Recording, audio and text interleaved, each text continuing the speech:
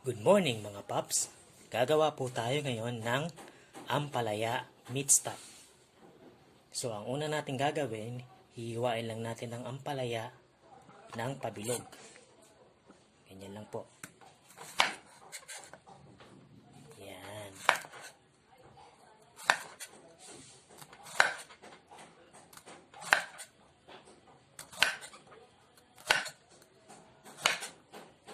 Maninipis lang po ang hiwa para hindi masyadong mapait pag kinain natin. Tapos tatanggalin natin tong puti sa gitna. Yan. Kasi dito natin lalagay yung meat. Tapos pag nilagay na natin yung meat, tsaka na natin siya i-deep fry. Pero bago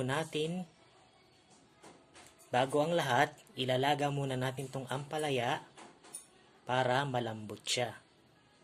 Tara, ilaga muna natin.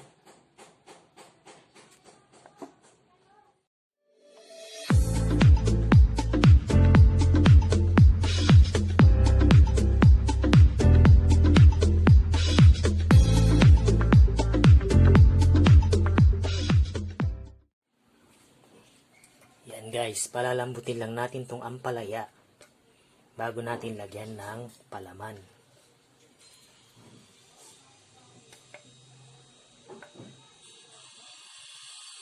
Yan. Hintayin lang natin siya lumambot. Ngayon mga paps, malambot na ang ating ampalaya. Pwede na natin siyang lagyan ng palaman.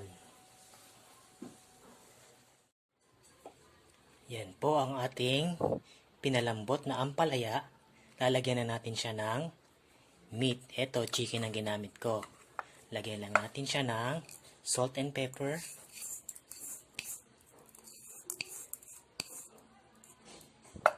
Then, mix lang natin siya.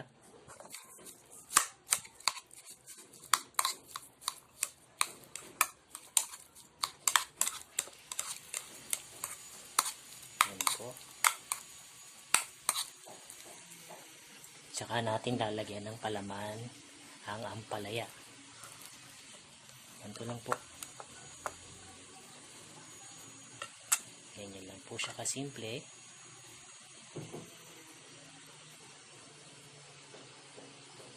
Yan po. Tsaka natin siya i-coat sa flour. Yan.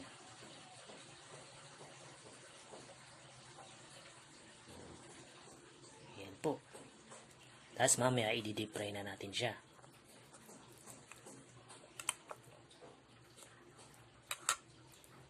Yan mga paps.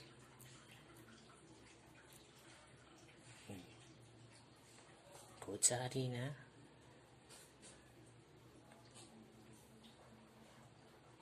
Yan. Ganyan lang po siya kasimple. Tapos, mamaya, i-deep fry na natin siya.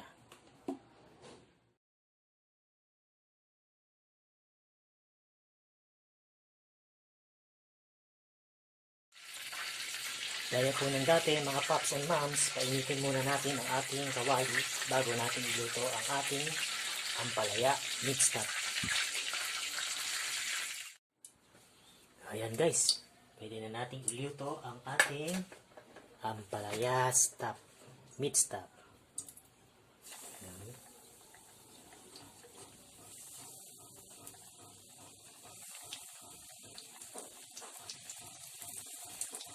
Gaya ng dati, once na nagdi-deep fry kayo, once na nag-golden brown na siya, ibig sabihin, luto na po siya.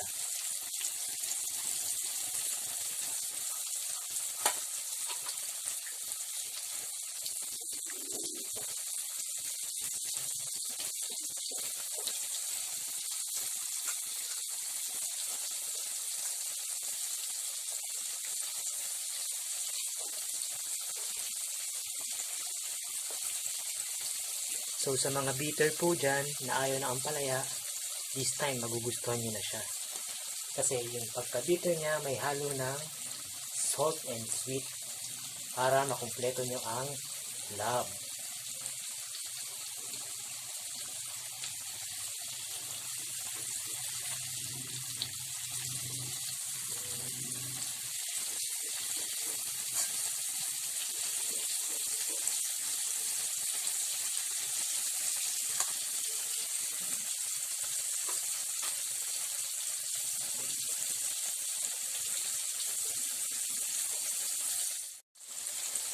Yan po guys.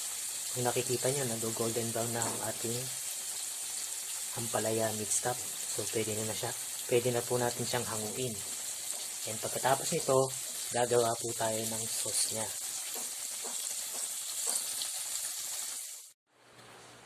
Gagawin na po natin ang ating sauce. Ito lang kailangan natin, sweet chili sauce.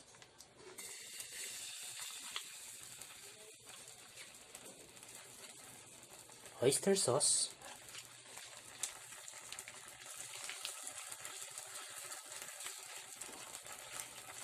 Then, konting water.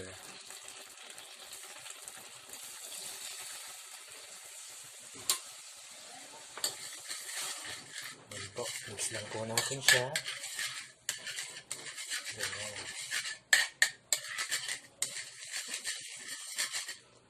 Guys, sa lahat ng mga ginagawa kong deep fried, ito na po ang sauce ko talaga. Invento ko rin lang po talaga itong sauce na to.